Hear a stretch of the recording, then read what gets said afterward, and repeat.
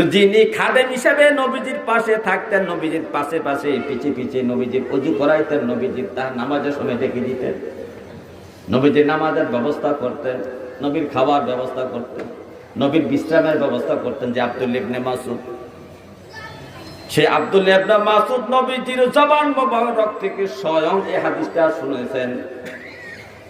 এই হাদিসটা শুনিয়া উনি জগৎবাসীকে জানানোর জন্য হাদিসটা বর্ণনা শুরু করলেন। আব্দুল্লাহ ইবনে মাসউদ বলেন, হে জগতের মানুষ, আমার নবীজি ইরশাদ মুবারক করেছেন, লা তাজুলা কদামা ইবনে আদম,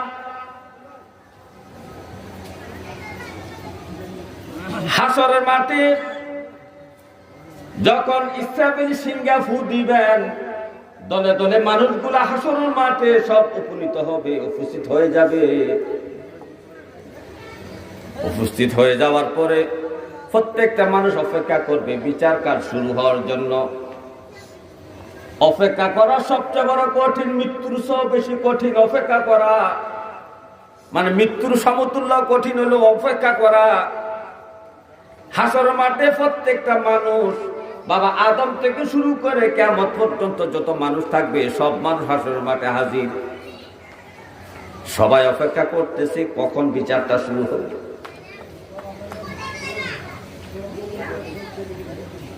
আর বিচারটা শুরু হওয়ার আগে আল্লাহ তাআলার যে জালালিয়াত, আল্লাহর যে জালালিয়াত যে প্রকাশটা করবেন, আল্লাহ তাআলা খুব রাগান্বিত থাকবেন। নবীজি বলছেন, আল্লাহ এত রাগান্বিত থাকবেন, এত রাগান্বিত থাকবেন যে আল্লাহর সামনে কোনো আম্বিয়ে কেরাম কথা বলার সাহসও থাকবে না, সবাই ভয় পাবে। হে আমার ভাইও, এমত অবস্থায় সবগুলা মানুষ বাবা আদমের কাছে হাজির হবে।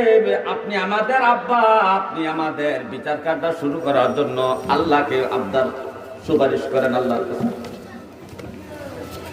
বাবা আদম থেকে শুরু করে ক্রমান্বয়ে প্রত্যেকটা নবীর কাছে যাওয়ার পরে কেউ রাজি হবে না আল্লাহর কাছে এই কথাটা বলার জন্য যে বিচার কাজটা শুরু করে। প্রত্যেকটা মানুষ ইব্রাহিম নবীর কাছে যাবে, মুসা নবীর কাছে যাবে, ঈসা আলাইহিস সালামের কাছে যাবে।